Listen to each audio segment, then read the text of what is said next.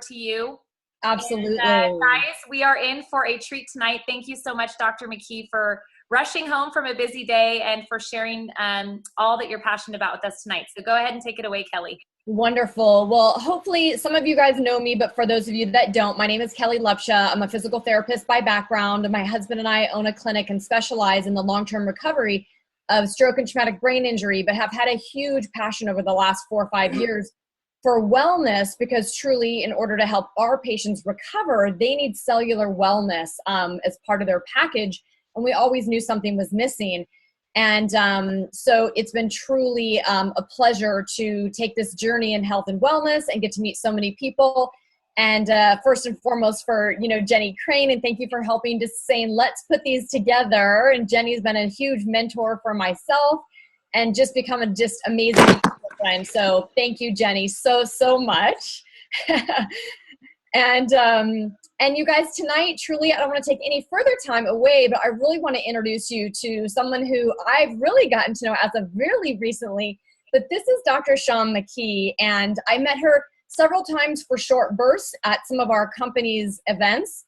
Really, I think 1 or 2 events ago when it was super fun that, gosh, you guys will get to understand the power behind all of this. And between Dr. Shawn McKee and Dr. Nancy Bryan and Dr. Sveta Silverman and Dr. Rebecca Glasser, I could go on and on, but these women are like powerhouses of knowledge who are just like, everyday women and moms like all of us and living a busy world. They're also doctors with huge knowledge, but it's been a blessing to have them in our lives and truly help build an amazing business with them. So tonight, we have the pleasure of having double board certified neuroradiologist. So you guys, not just a radiologist, but it's a specialty to become a neuroradiologist. And like myself, if people are coming to me, that's kind of bad news. They've had a stroke or brain injury. If people are coming to her, it's typically bad news. And I'll let her fill you in on that. But, and amongst her amazingly busy professional life, she also is a 2-time Ironman triathlete and ultra marathoner. And I know myself, I've done 3 half Ironmans, and the training that I've had to go through to endure in 3 half Ironmans is nothing compared to what she's done for her training. So putting it in a busy schedule is like an understatement. I'm not sure where you got all that time. Give me your secret of where you found more time. I think you just didn't sleep. But she is also married to an amazing gastroenterologist who, again, I got to have the pleasure of meeting and spending more time with on our trip to the Bahamas. And she is a mom of 2 amazing teenage boys, and myself as a mom of, I had 4 teenagers, but as of Sunday, my 19-year-old turned 20. So now I can only say I have 3 teenagers. But without further ado, gosh, I just want to welcome you on. And if you could give everybody maybe just a little bit of an overview of what you do, kind of what a typical day is for you and what your job really entails. Well, wow. Thank you for that introduction, Kelly. I really appreciate it. And my husband and I both enjoyed meeting you and Arthur, and just you guys are a great asset to our company. So thank you for everything you all do. Yeah, you're right. You never want to need my services. If you need my services, it means there is a headache or a pinched nerve and you can't feel your leg, or you double vision, or something is going wrong in your brain pan or in your spine, and I'm the detective that will tell your doctor why you have a ringing in your ear, or why your foot is dragging behind you, or why you have your eyes are deviating, or whatever. Those things you just never want to need my services unless it was for me to say, nope, looks good, and you've got to figure out something else. But what I do is I read MRIs predominantly, sometimes CT scans, and other studies of the brain and spinal canal, nerve roots, that kind of thing. Also read occasionally, shoulder, knee, hip MRIs, sports medicine, but predominantly the bulk of my practice is the brain and spine.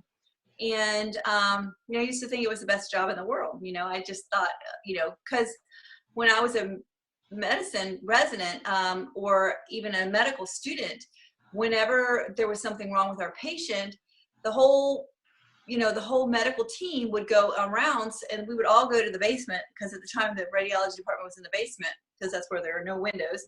And, we all, have to read backlit images. So we all go to the basement, and we would do radiology rounds to determine why Mrs. Jones had a headache or why Mr. Smith's foot was dragging or whatever the case may be. And the radiologist would always give us the answer. And it was the neatest thing. And I was like, wow, that's like Sherlock Holmes. I want to do that. And the brain just fascinated me, of course, because, as you know, as a specialist in brain injuries, the brain is such a fascinating organ. So, and we used to think it was fixated. It was not mutable. Once it was damaged, we thought that was it. They can't recover those brain cells. And now we've learned in the last 6 years that there is neuroplasticity, and it's really exciting. And my dog is saying, dog plasticity. Hold on a second. Right now. This is Doodles, and he's being very bossy. It's our extra children, right? Right. I just got home, and he's like, where's the ball throwing? This is what we do when we get home. So yeah, I just love what I do.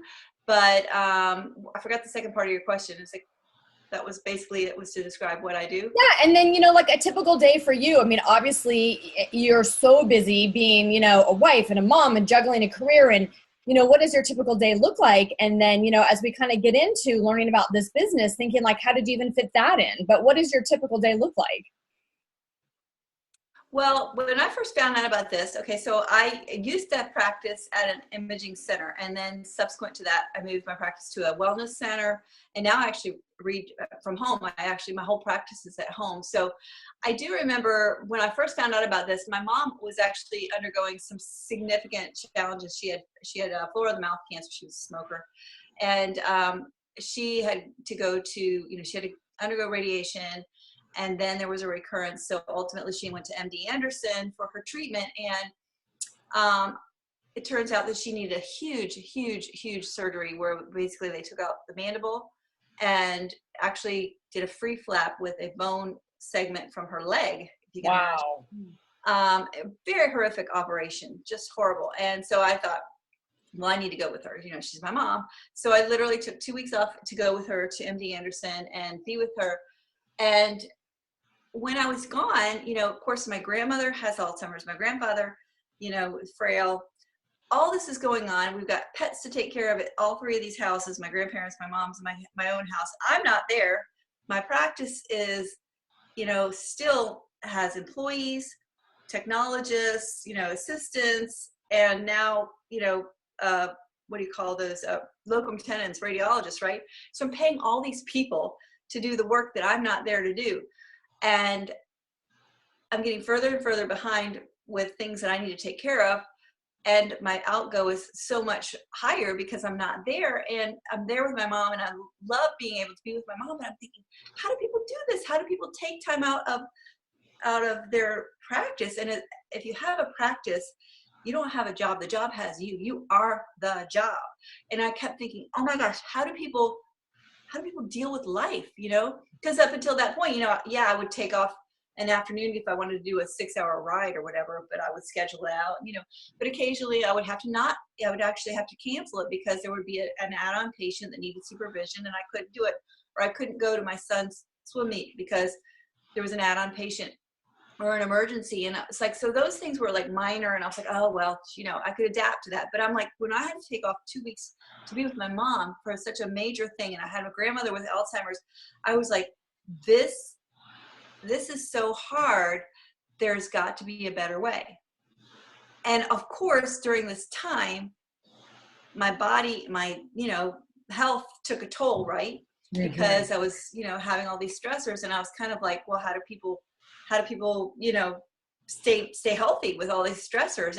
And LifeVantage came into my life at that exact moment and answered both of those questions for me. It was a beautiful thing. Wow. Well, I'm going to let Jenny, just start and ask you a couple of questions, I think, about this whole new field. Yes, I'm going to take it away, Sean. Thank you so much for being with us tonight. It's so great connecting with you. Let's dive into the science, because I know people want your take on the science of NRF2 and NRF1 activation. We know that things are shifting from, covering up a disease, putting people on medications, into prevention, the wellness arena, everything from stem cells to all of these new and different ways of prevention of disease in the body. But within your field specifically, the neurological field, can you explain to us the the importance of this new groundbreaking field of NRF2 and NRF1 activation, specifically regarding your field in neuroradiology? Well, the brain is, largely water, so 70% water, but of the part of the brain that is not water, the solid portion of the brain is like 70% fat. Now, if you think about fats, okay, fish oils, olive oil, peanut butters, nut butters, anything that has fat in it, if it's exposed to the air, what does it do? It oxidizes, it turns rancid, it goes bad, right? Well, here's your brain, this exquisite organ that is 70% fat. And we breathe oxygen. So the damage that can occur to our brain just through the act of living, eating, breathing is tremendous, and it will take its toll. And when you read images of older brains, there's always these little things we call ischemic gliotic changes, and they're really non-specific areas of damage to our brains directly from oxidation or poor vascularization. And the brain really does respond well when that oxidative stress can be removed from the equation. And many of the drugs that are being developed today are really trying to address this free radical damage, which is another word for oxidative stress or oxidation. So yeah, we do see the direct results of oxidative stress, and we see potentially the results of reducing that in patients that have conditions that are related to oxidative stress. And what is the significance primarily of the NRF2 protein and the NRF2 pathway? I know that many pharmaceuticals now are in the process of developing a lot of drugs that are going to be considered NRF2 activators. Can you specifically explain, I think many people want to hear the science of what does this entail specifically for the body, and why is this so significant, specifically that you're the one educating most of the medical community? I mean, we're the first people really bringing this science to the medical community. Can you explain what that means? Well, the NRF2 pathway is really the master regulator of the body's stress response, and it really senses, it's kind of like a thermostat. It kind of sits dormant in cells and just basically takes a pulse of the stress of the cell, and when it's exposed to stress, whether that's from excessive exercise or maybe radiation exposure or chemical exposure, some toxicity, some heat stress, when that stressor activates the NRF2 protein, it becomes separated from a protein that holds it in the cytoplasm of the cell. It goes into the nucleus and it binds to what's called the antioxidant response element, or really the locus on the DNA that codes for survival genes. That when it actually binds to that, these survival genes are produced, things like superoxide dismutase and catalase and glutathione and heme oxygenase and other proteins that are heat shock proteins, that are housekeeping proteins, that are anti-inflammatory, antioxidant, and also at the same time turns down the inflammatory cascade, the proteins that code for inflammation and damaging cytokines. So when NRF2 is active, and in childhood it's very active, it's very responsive, it's hypervigilant. As we get older, it becomes kind of sluggish. And I liken it to a rheostat. You can turn it down, you can turn it up. When you're a child, it's turned all the way up and it's super active and responsive. And as we get older, that rheostat just kind of turns down. And there are natural ways to kind of activate that rheostat, turn it back up to the level of a healthy child. Awesome. Well, let's shift into the NRF1 pathway. That was such a great explanation as to keeping it simple and for all of us to understand this new science. But, we're coming into this idea that mitochondrial health, Time Magazine came out with that huge article about mitochondrial dysfunction and how this is really taking a toll not only on our bodies, but on our brains, on our gut, everything. Can you give us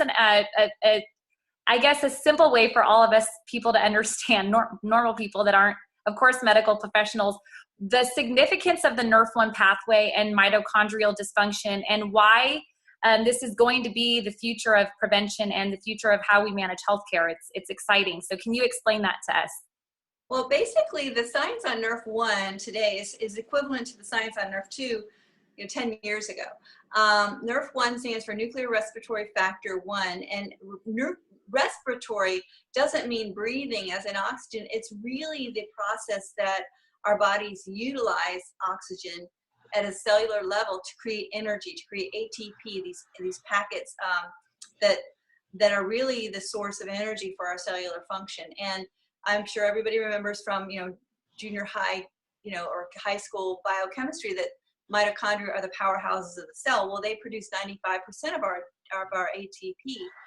And there are many ways that we can try to improve the mitochondrial health, and there's lots of supplements, alpha-lipoic acid, there's coenzyme Q10, there's I'm blanking on the word, but basically, excuse me, but there are lots of activators of the mitochondrial biogenesis pathway, but the overarching regulatory pathway is NRF1. And if you can turn on the NRF1 pathway, then you're going to increase mitochondrial biogenesis in a huge way, better than just kind of trying to guess and add these little individual supplements here and there. The brain, the heart, the ovaries, these organs have the most mitochondria. And you can imagine they're the most energy intensive organs. And, ovary is going to be producing an egg that will produce a future life. Brain is, obviously very metabolically active, as is the heart.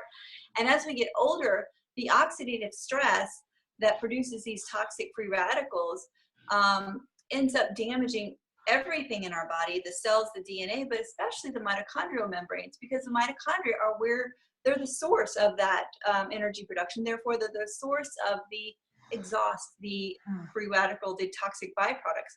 And so those toxic byproducts and free radicals damage the mitochondrial membrane, which is very close to the source and unprotected.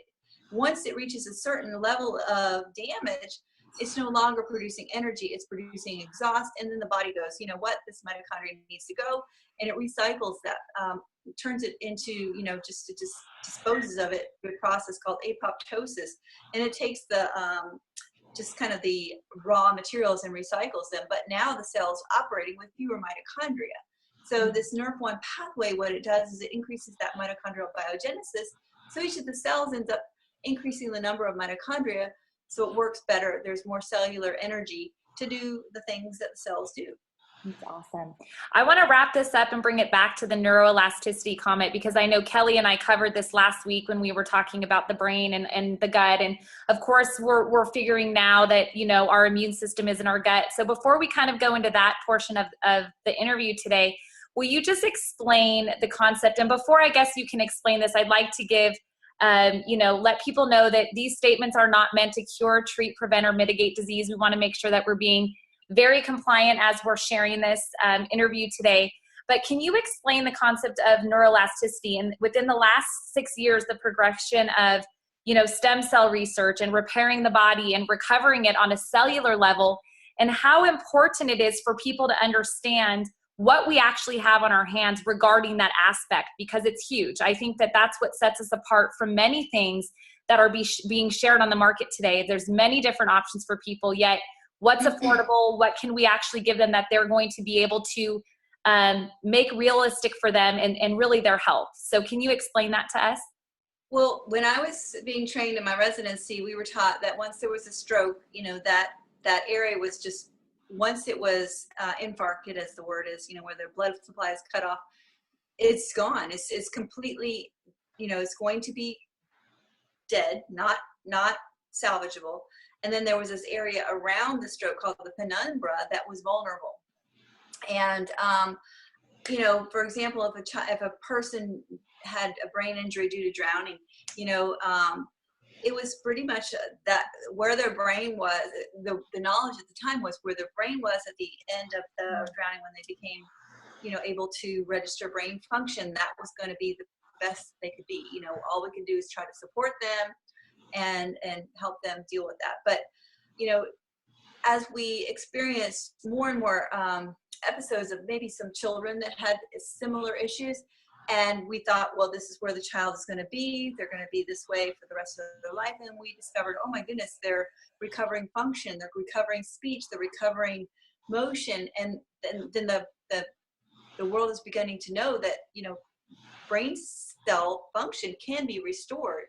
And there are many things we can do to augment that. You know, we can reduce the cytokines that the brain is functioning, that the brain is producing from inflammation.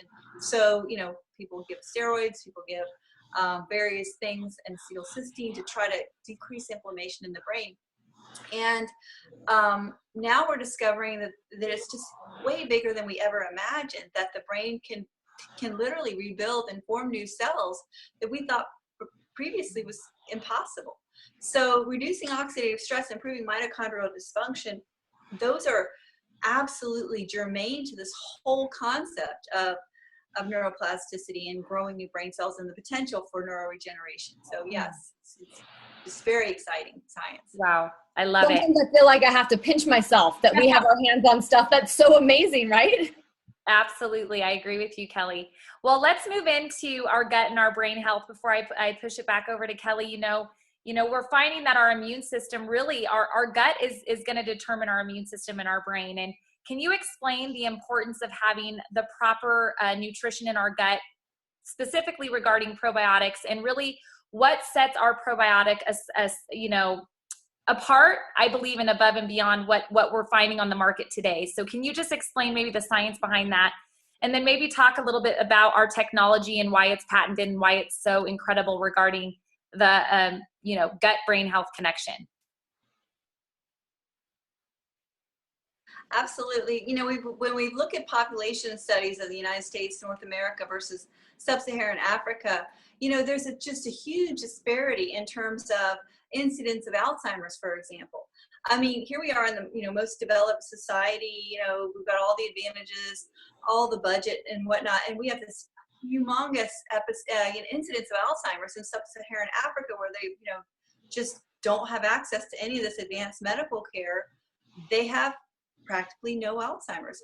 And if you look at the one thing that may correlate, it really is the prevalence of certain species of microbes in the gut. And they've actually done this population studies through other populations and found that the incidence of certain strains of bacteria really do correlate with less incidence of Alzheimer's, etc., other chronic illnesses. And things that we do ingest in our daily diet will have a direct impact on the quality and specific type of gut microflora.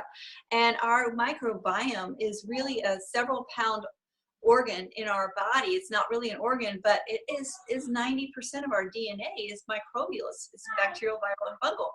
And it's not just a nuisance to have bacteria in your colon. It's not a nuisance at all. In fact, these bacteria, these microbes, are responsible for producing neurotransmitters, are responsible for producing antioxidants like glutathione, serotonin. They determine whether we store fat, whether we burn fat.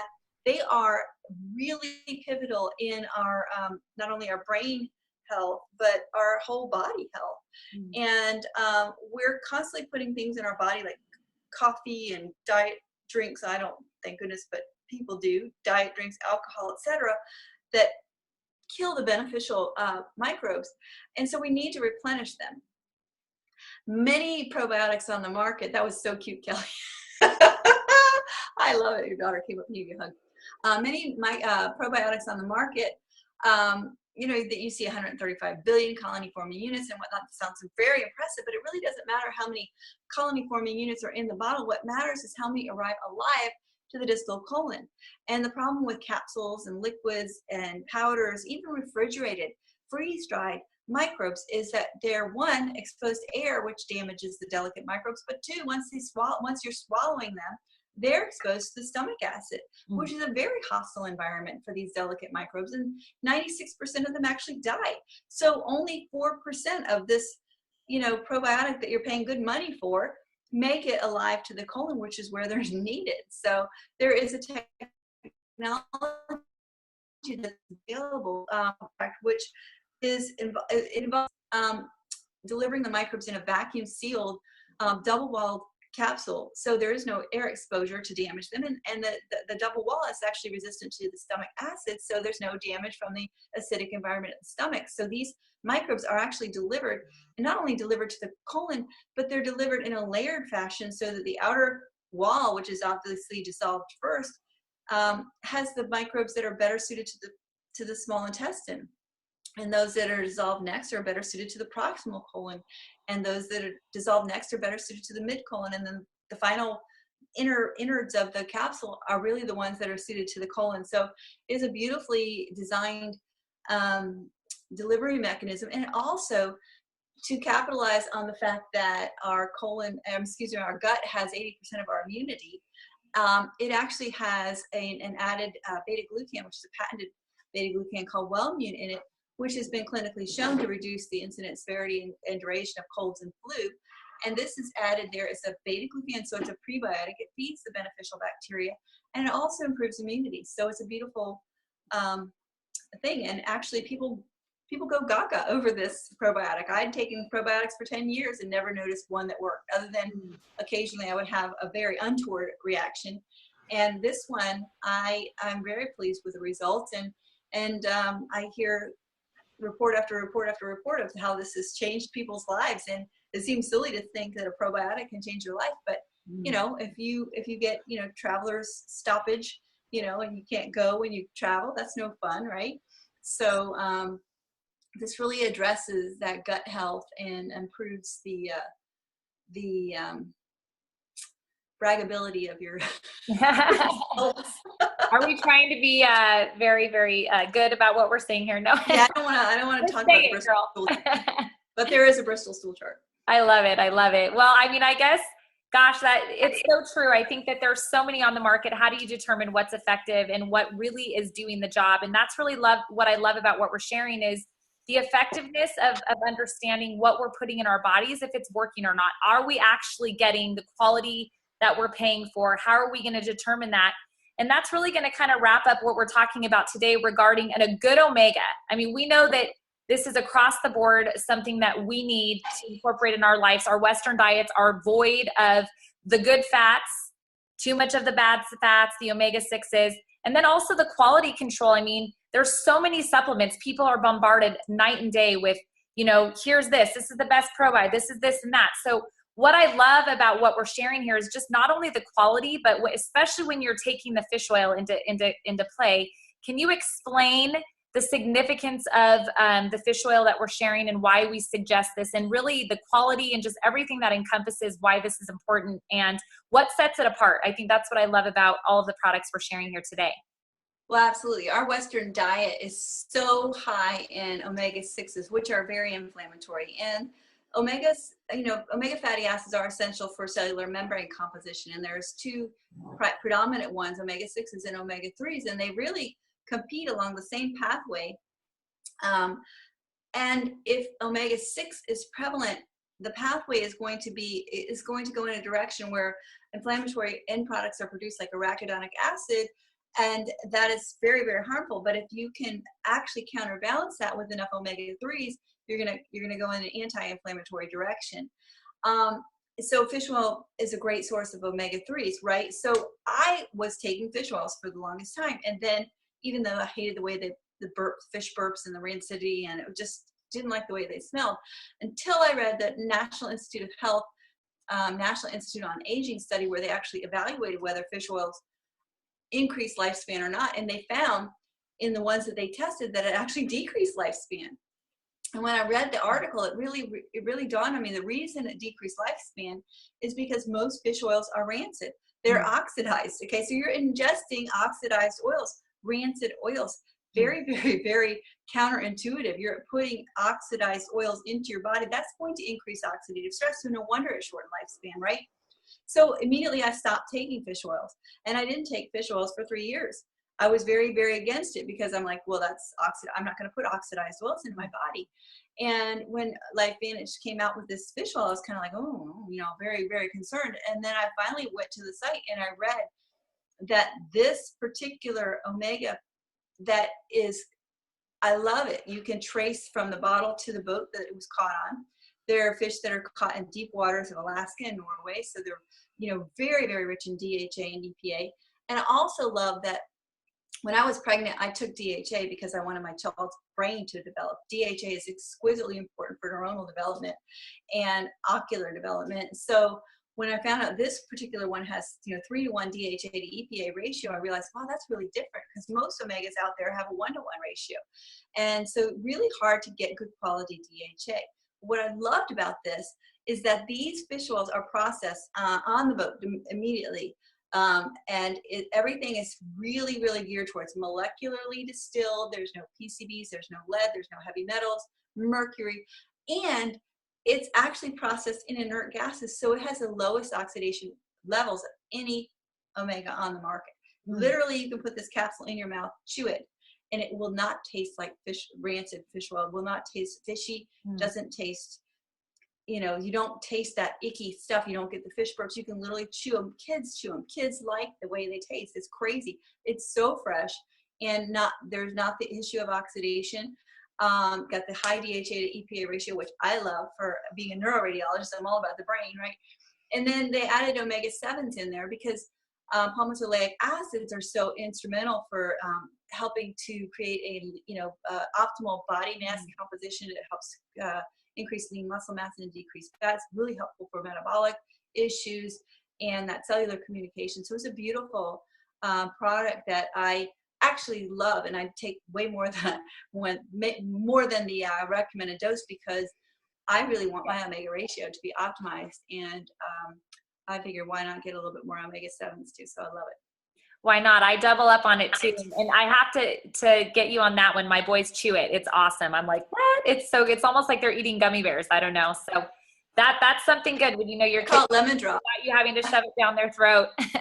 So, I mean, we've covered so much tonight. I would be remiss if I leave out our brain food, which you're sipping on right now, our Axio. I don't ever call it an energy drink. I like to call it more of our brain food, our brain empower. We're talking about the brain so much and how important that is.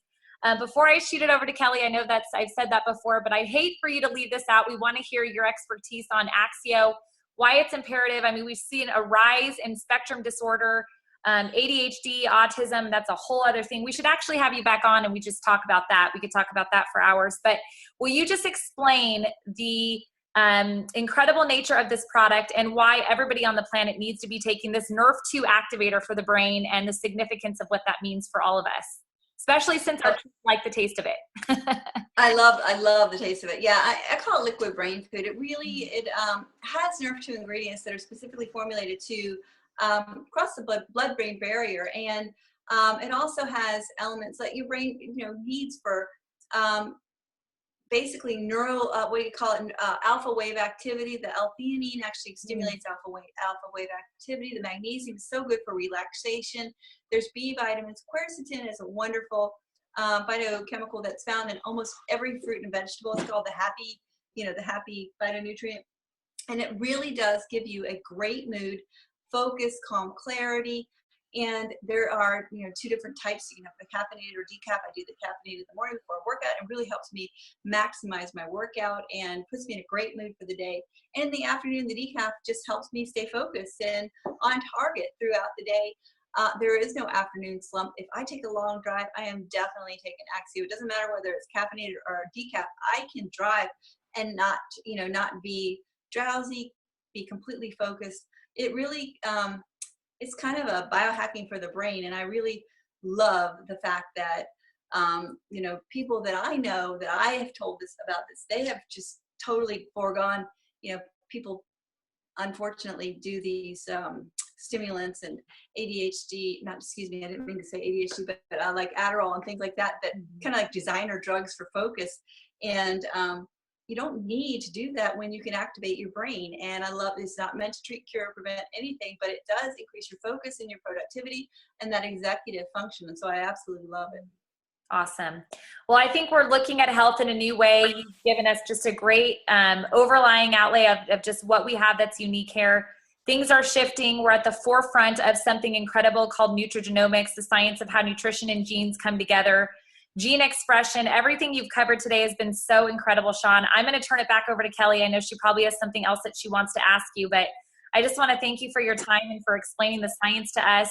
Hopefully we can get you back on here. I know everybody on here is going to want to hear more from you. So I just appreciate all that you shared with us regarding this incredible, we're first guys.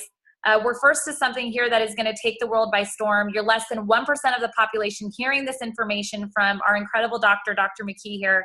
So I'm going to shoot it back over to Kelly. I know that she wants to wrap up just more of like where we stand with the business, the opportunity, how incredible it is that we're able to really make a difference in people's lives. And I just want to thank you, Sean, for giving us your time tonight. And I'll turn it back over to you, Kelly. Wow, you guys, I mean, after hearing all that information, are you like, how can we get involved? I need this in my body and I need to share this, right? So really, my next question for Dr. McKee, I feel like is like a no-brainer, meaning like, you know, why would somebody of her caliber who has so much knowledge, you know, why would she even be interested? And I'll speak to her, you know, about learning about this sort of business because it's outside the, you know, typical practice of a neuroradiologist, right? Why would you even be open to this information and, you know, not only the products, but becoming a business owner? Well, as I said in the beginning, you know, I realized that as a professional, I didn't have a job. I was owned by a job. I was the job.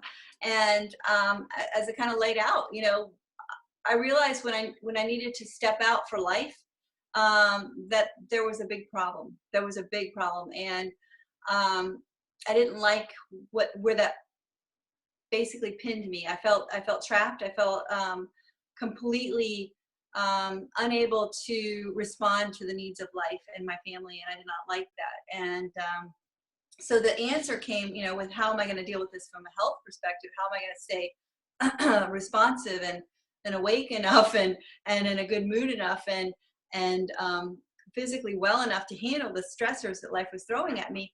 But also, how am I going to financially help, you know, my family deal with everything that's coming around and not have to dig out not only from the financial hole that being away from a practice for 2 weeks puts you in, but also in the catch-up mode, the time hole. There was a financial hole and there was a time hole that when I came back, it was heck, you know, it was like, you know, really, really hard.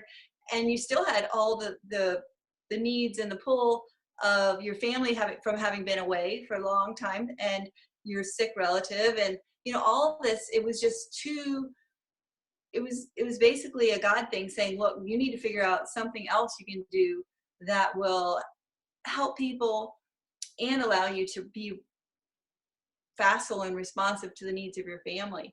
So when the opportunity came to move my practice to a wellness center where I wouldn't be tied to a patient schedule and I could actually do things kind of as a contract thing, it was just kind of like everything just kind of aligned where I could be responsive and start sharing this way of helping people.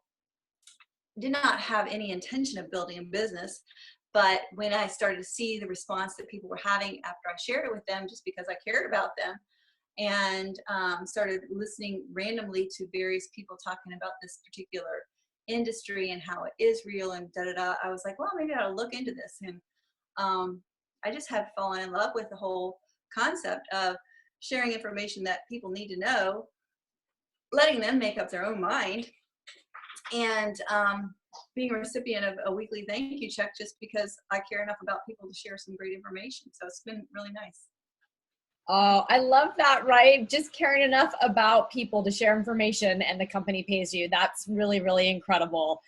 And maybe you can kind of end tonight with, you know, what's been the most unexpected benefit of sharing this information? It may be what you just talked about. It may be some people's experiences, but what has been the most unexpected benefit for you that you could, like, you know, share as an exciting tip for everybody out there listening? Well, first of all, definitely, as I was saying, I'm helping people. I'm actually collecting stories every single day I get.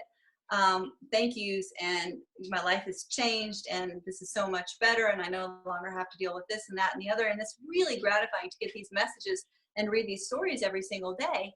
That never happened in radiology. I could tell somebody, yes, you have a meningioma, and it's, you know, there's subfalcine herniation and, you know, blah, blah, blah, or you have a herniated disc and it's impinging the left S1 nerve root, and that's what, you know, these things were helpful to the neurosurgeon who could potentially help the patient, but I wasn't directly helping a person.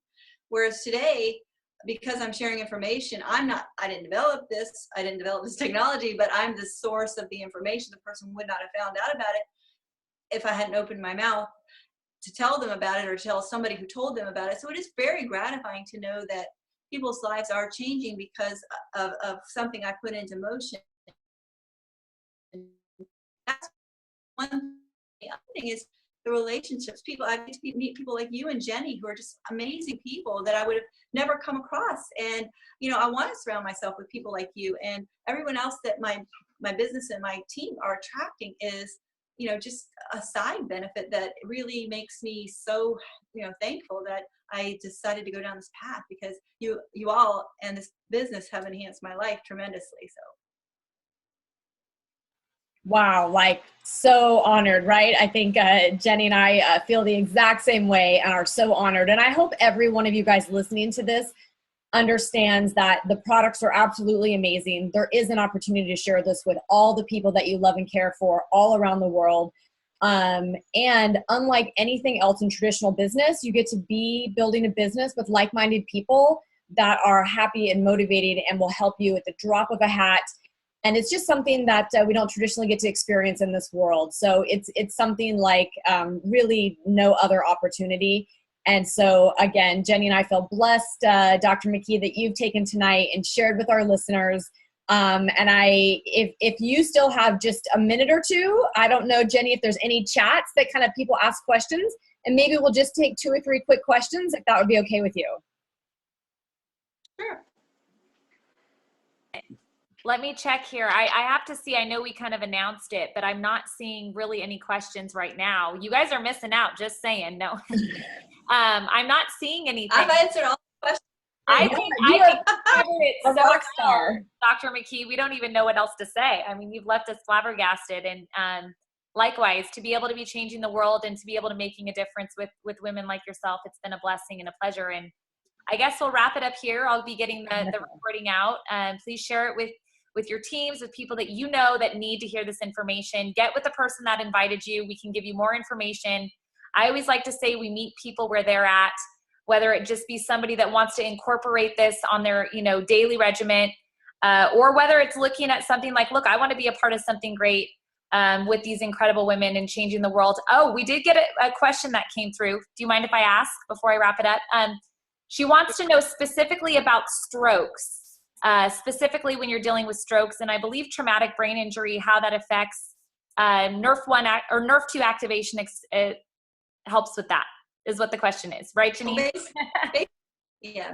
Basically NRF2 activation is going to help the body recover itself. I mean, it basically helps the body protect, detoxify, quell that free radical damage, that cascade that can occur in the brain, especially after stroke or traumatic brain injury.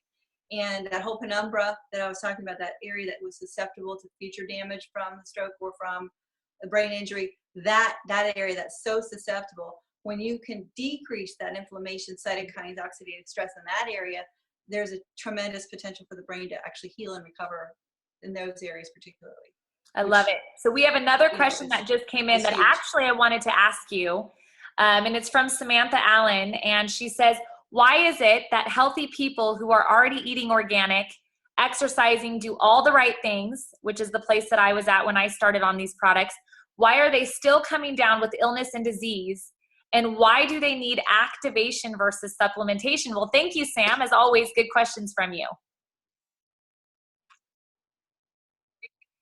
Yeah, Sam, great question. And that was me. I mean, I was 6 years ago or 7 years ago, I was, you know, an Ironman triathlete, an ultramarathoner, CrossFit. You know, I always got my name up on the board for, you know, doing the most wall balls or whatever. And, you know, I was, you know, physically fit and eating right and the right weight and all that. And I was exhausted. And I myself was the sickest healthy person. And then I would go, well, wait, am I the healthiest sick person I know, or am I the sickest healthy person I know? Because I was always getting a cold. Whenever anybody got something, I came down with it. Boom, you know. And it was because I was overtaxing my body's ability to respond to these stressors. And it's because my NRF2 was, you know, up as much as it could be with exercise, but it wasn't optimized. And, you know, broccoli and, you know, organic fruits and vegetables and, you know, grass-fed meats and all, they're giving you the nutritional backbones, the nutritional building blocks, but it's not putting you back to the level of a healthy child in terms of your ability to react and respond to the stressors of the environment. And this environment that we live in today is not like our moms and dads' environment when they were growing up or when they were adults. there's a lot more toxic load that we're subjected to. EMF, fumes, fluoride and chlorine in our drinking and swimming water. It's just a really different world, and a lot more oxidative stress and damaging chemicals, compounds, and other things that we're exposed to that we need to be reacting to. And a healthy, the Dalai Lama has oxidative stress. Okay, a healthy diet only goes so far, and you need to really activate this NERV2 pathway to kind of supercharge your ability to respond to the environment. Well, I love that we're looking at health in a different way. We're understanding that activating our God-given abilities, our God-given gifts, and our God-given ways of healing is really more powerful than anything else we can do regarding supplementation. So thank you for that question, Sam. And I'm going to wrap it. We're going here on about 40 minutes. Want to be respectful of Dr. McKee's time. So thank you again, guys. And it's been great connecting. We'll see you next Tuesday, and look forward to our schedule for our next great interview. And thanks, guys, for connecting. Love you, girls. Thanks, everybody. Wonderful talking to you. Thank you. Bye, Kelly. Bye, Jenny. Bye.